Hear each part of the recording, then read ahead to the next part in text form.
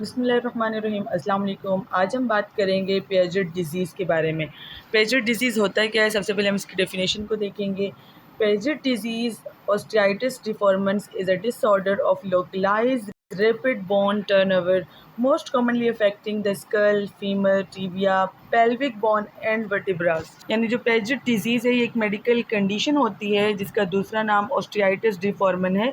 इस डिज़ीज़ के अंदर होता है क्या है, जो हड्डियाँ होती हैं वो नॉर्मल से ज़्यादा टूटती और बनती हैं और ये लोकलाइज्ड होता है। लोकलाइज्ड का मतलब क्या है कि ये सिर्फ कुछ हड्डियों में होता है, पूरी बॉडी में नहीं होता।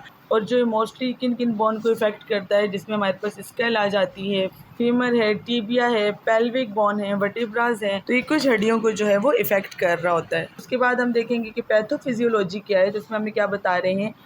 Primary proliferation of osteoclast which produces bone resorption. बात का मतलब ये है कि सबसे पहले जो ओस्टियोक्लास्ट क्या हैं, ये वो वाले सेल हैं जो कि बोन को ब्रेक डाउन करते हैं, यानी बोन की जो ब्रेक डाउन कर रहे होते हैं उन सेल को बोलते हैं ओस्टियोक्लास्ट। तो इस कंडीशन में क्या होता है कि जो ओस्टियोक्लास्ट हैं वो ज़्यादा एक्टिव होते हैं, तो इससे क्या होता है, बॉन रिजॉर्प्शन का मतलब है जो हड्डियाँ हैं वो उनके टूटने का जो प्रोसेस है वो नॉर्मल से ज़्यादा तेज़ी से होता है। उसके बाद क्या बोल रहे हैं, followed by a compensatory increases in osteoclast activity that replace bone. तो इसके बाद क्या बता रहे हैं कि जो ओस्टियोक्लास्ट है उसके ज़्यादा काम करने के बाद ओस्टियोब्लास्ट क्या हैं, ये वो वाले सेल हैं जो नई बोन बनाते हैं, तो वो कंपनसेट करते हैं। यानी ओस्टियोक्लास्ट सेल को नॉर्मल से ज़्यादा तोड़ रहे होते हैं, उनके बाद क्या होता है कि ओस्टियोब्लास्ट जो है वो न्यू बोन बनाना शुरू कर देते हैं, वो उसको कंपनसेट कर रहे होते हैं। As bone turnover continues, a classic mosaic disorganized pattern of bone develop। इस बात का ये मतलब है कि रैपिड बोन टर्नओवर होता है, यानी हड्डियाँ टूटने और बनने का प्रोसेस जो है वो हो रहा होता है, जिसके नतीजे में मोज़ाइक पैटर्न डेवलप होता है। मोज़ाइक पैटर्न का क्या मतलब है कि पेची बोन स्ट्रक्चर जो कि नॉर्मल स्ट्रॉन्ग बोन से अलग होता है वो डेवलप होता है। Structural Boeing of the legs causing mall alignment of hip, knee, ankle, joints. यानी जो लॉन्ग बोन है जैसे कि फीमर है, टिबिया है, ये क्या हो जाती हैं, इससे टेढ़ी हो जाती हैं, जिसकी वजह से हिप, नी और एंकल जॉइंट जो है वो प्रॉपरली अलाइन नहीं रहते और इसके नतीजे में क्या होता है, वॉकिंग में प्रॉब्लम आती है, गैट में एबनॉर्मलिटी हो जाती है। उसके बाद क्या कह रहे हैं, development of arthritis and back and joint pain. यानी बोन और जॉइंट की माल अलाइनमेंट की वजह से क्या होता है, अर्थराइटिस डेवलप हो सकता है। पेशेंट को बैक पेन, जॉइंट पेन अक्सर रहता है और ये पेन क्रोनिक भी हो सकता है और डेली एक्टिविटीज़ को इफ़ेक्ट कर सकता है।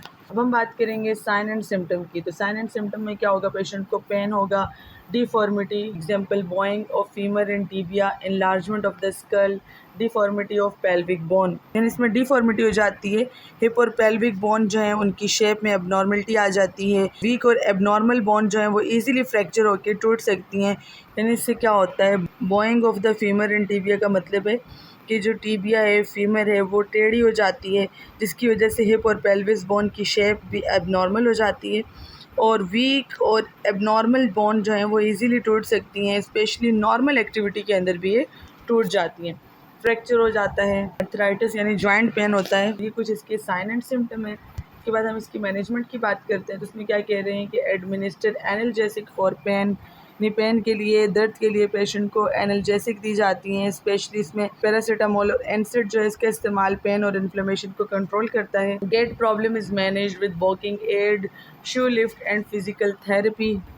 अगर गेट एबनॉर्मलिटी हो तो वॉकिंग एड जैसे कि कैन, वॉकर, इनके इस्तेमाल किए जाते हैं। शू लिफ्ट से लेग लेंथ को करेक्ट किया जाता है। उसके बाद बता रहे हैं प्रिवेंटिव मेजर्स फॉर फॉल, यानी पेशेंट को फॉल से बचाने के लिए प्रिवेंटिव मेजर इस्तेमाल करने चाहिए, जैसे कि होम सेफ्टी होनी चाहिए, नॉन स्लिपरी फ्लोर होना चाहिए, वॉकिंग एड होने चाहिए।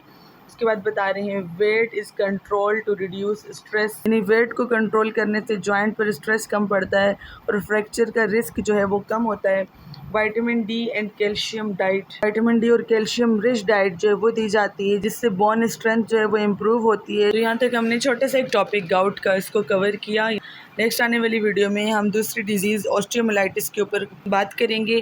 अगर आपको मेरी वीडियो अच्छी लगी इसे लाइक एंड सब्सक्राइब कीजिएगा। अपना ख्याल रखें। Thank you. अल्लाह हाफिज़।